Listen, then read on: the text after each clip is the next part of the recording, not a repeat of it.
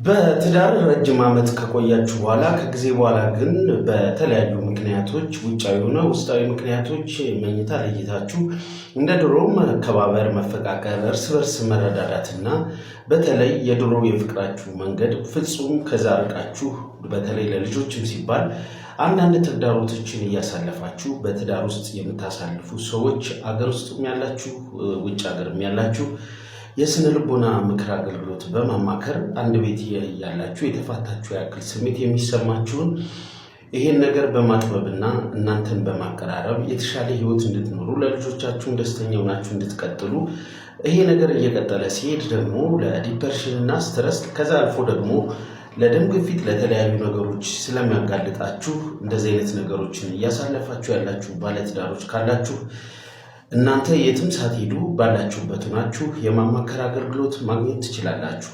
ይህን የማማከር አገልግሎት ለማግኘት የትም መሄድ አይጠበቅባችሁም። ቤታችሁ ናችሁ የምክር አገልግሎቱን ማግኘት ትችላላችሁ።